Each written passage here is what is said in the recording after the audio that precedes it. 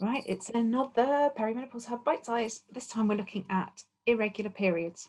So here we are, happily in perimenopause, and a period comes along, and then we don't see one for ages, and then like buses, we get 3, and what the hell's happening? Well, yeah, it's changing. Yeah, so irregular periods are one of the most common symptoms of perimenopause, and an irregular period can just be something that's different to the ones that you've had previously. Now, a cycle can last from anything to 21 up to like 34 days.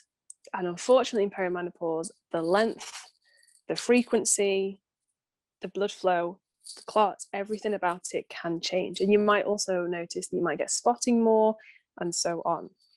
So if you are regularly tracking, it's worth making a note of how heavy it was, how long it was, if you noticed anything before or after, if you had any other symptoms, like if you had cramps that might have been slightly worse that month or lower back pain.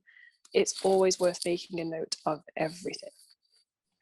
Absolutely. And be mindful that in a standard normal cycle, as Jade said, can be 21 days to 35 days long.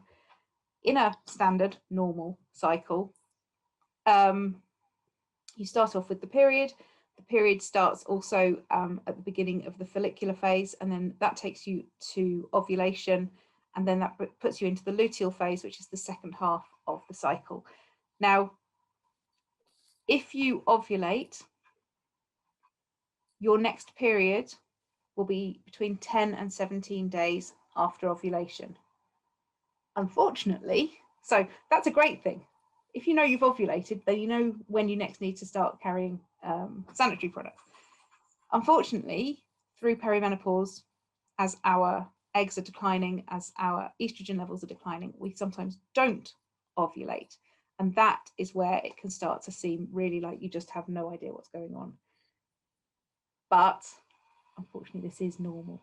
Okay, so the times when we think we should advise you to go to the doctor are if you have heavy bleeding for 10 days or more, it's worth getting it checked out. And if you have got through menopause, so you have gone 12 months period free, and if you then get a bleed, get that checked out as well. Yep, definitely. And not to scare you, but it is a symptom of cervical cancer. Now, if you go to the doctor, you get checked out and everything is all clear, you are then back in perimenopause and will have to wait another year period free before you're officially in menopause. Yeah, Sorry to be the bearer of bad news. Yeah. But seriously, do get it checked out. If you bleed post-menopause, please get it checked. And otherwise, I'm afraid it just changes a lot. But keep tracking, and you will start to see those little indicators that mean that something is coming or isn't coming. Okay.